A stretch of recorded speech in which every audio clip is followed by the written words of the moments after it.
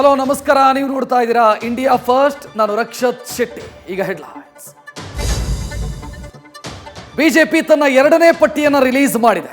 ಕರ್ನಾಟಕದ 9 ಮಂದಿ ಹಾಲಿ ಸಂಸದರಿಗೆ ಟಿಕೆಟ್ ಮಿಸ್ ಆಗಿದೆ.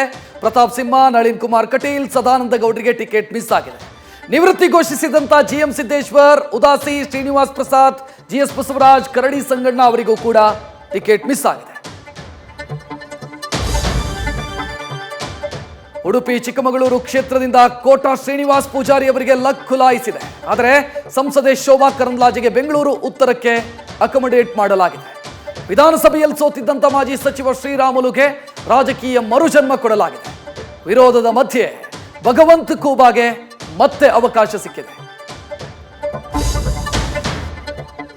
ಮೈಸೂರಿನ ರಾಜ ಯದುವೀರ್ ಒಡೆಯರ್ಗೆ ಬಿಜೆಪಿ ಟಿಕೆಟ್ ಕೊಟ್ಟಿದೆ.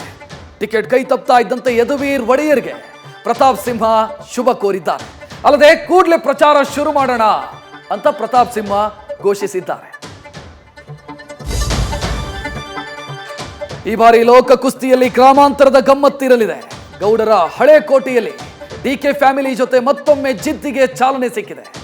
ಧವಳಗಿರಿಯ ಒಡೆಯನ ಭೇಟಿ ಮಾಡಿದ ತೆನೆ ವರಿಷ್ಠ ಗೌಡರ ಅಳಿಯ ಕಮಲ ಮುಡಿದಿದ್ದು ಸ್ಪರ್ಧೆಗೆ ರಣವೀಳ್ಯ ಸ್ವೀಕರಿಸಿದ್ದಾರೆ.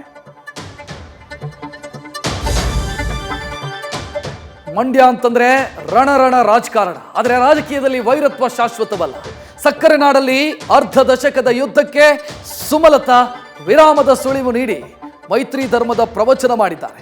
ನ್ಯೂಸ್ ಫಸ್ಟ್ನ ಎಕ್ಸ್ಕ್ಲೂಸಿವ್ ಸಂದರ್ಶನದಲ್ಲಿ ಕಾಂಗ್ರೆಸ್ ಟಿಕೆಟ್ ಮಾರಾಟ ಮಾಡಿದೆ ಅಂತ ನೇರ ವಾಗ್ದಾಳಿ ನಡೆಸಿದ್ದಾರೆ.